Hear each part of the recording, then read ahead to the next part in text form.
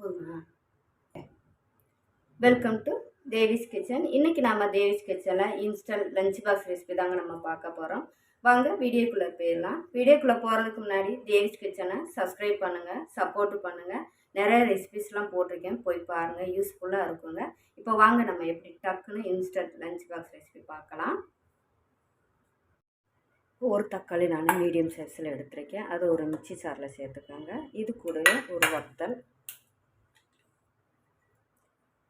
சின்ன 2 பல்லு பூண்டு, ஒரு துண்டு இஞ்சி, இதை இப்போ நல்லா நைஸாக அரைச்சி எடுத்துக்கோங்க. இப்போ 1 ஸ்பூன் அளவுக்கு எண்ணெய் சேர்த்துக்கலாம். இப்போ எண்ணெய் காஞ்சது நம்ம அரைச்ச பேஸ்ட்டை வதக்கி எடுத்துக்கோங்க ஒரு 2 நிமிஷம்.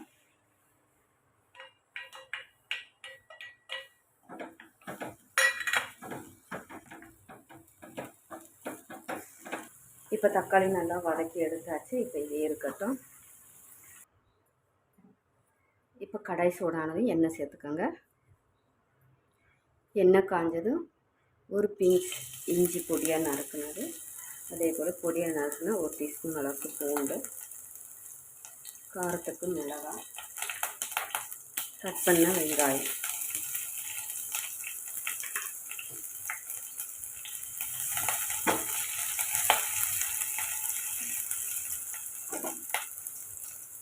வெங்காயம் வதங்கினதும் இப்போ கொஞ்சமாக ஒரு 3 ஸ்பூன் அளவுக்கு கோஸ் கட் பண்ணி போட்டு, அதே அளவுக்கு பீன்ஸு, கேரட், கேப்சிகம், பச்சை பட்டாணி, காய்க்கு தேவையான அளவுக்கு உப்பு சேர்த்து 2 நிமிஷம் வதக்கி விட்டு எடுத்துக்கோங்க.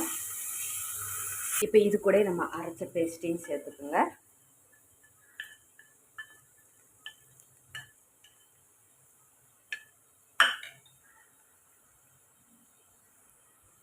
கால் டீஸ்பூன் கம்மியாக மஞ்சள், 1 டீஸ்பூன் கரம் மசாலா.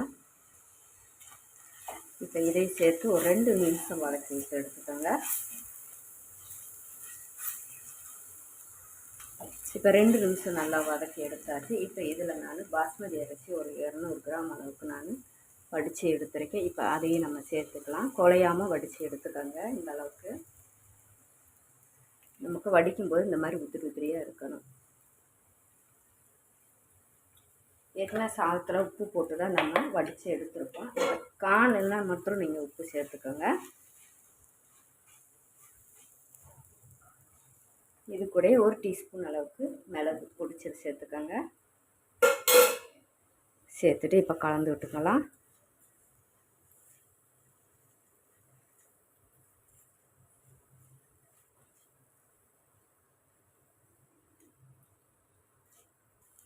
உப்பு காலையில் நான் சொன்ன மாதிரி சேர்த்துக்குங்க. நான் போட்ட உப்பு எனக்கு கரெக்டாக இருக்குது, அதனால் நான் உப்பு எக்ஸ்ட்ரா சேர்த்துக்கிறல. அருமையான lunch box, instant lunch box recipe தாங்க இன்றைக்கி நம்ம பார்த்துருக்கோம்.